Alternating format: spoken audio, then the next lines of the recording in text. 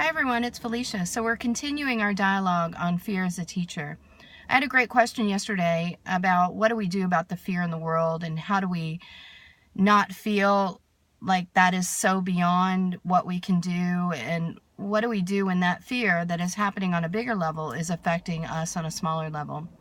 In my work and understanding of energy and just universal understanding, we have to come to realize that if the fear is heightened on the planet through acts of terror, through violence, through whatever means that fear is being acted out in, that when it's on a rise on a big level, that it also stirs up the fears within ourselves. So I think this is where this dialogue is coming from, that a lot of us are feeling very stirred in our fears. So what do we do about that as far as individually? Like I said, when it feels as big as the world and trying to eradicate the world of fear, we just feel like we're going to fall short. And what do we do? My own personal philosophy is really, how do we work with ourselves?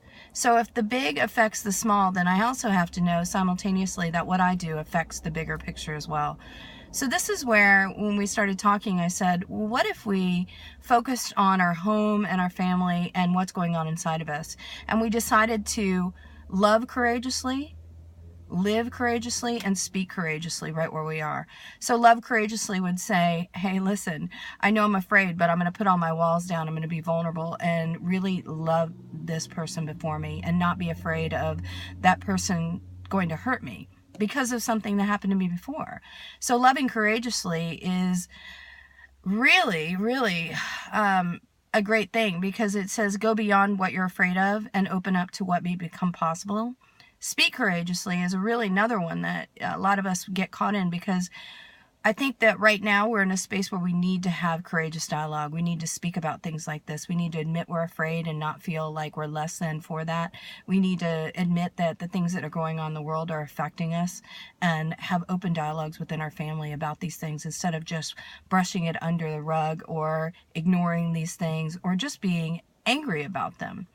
And living courageously is the final step for me, and that's the ability to take everything that I am, my fears, my courage, my faith, my bewilderment, my love, my anger, every part of it, and really transform it into a life that I can be proud of. So instead of letting a natural thing like fear come up and freeze me, making it my teacher, instead of hiding behind the walls of safety and protection as to not get hurt, I would be willing to let those walls crumble and love, love, love, and speak courageously and be willing to say, this is who I am and this is how I feel about things. And that in itself will empower everyone around you to also love, speak, and live courageously. So I offer you today to maybe pick one of those. Maybe just speak courageously. What if you spoke courageously by walking up to somebody you live with and letting them know how much you love them,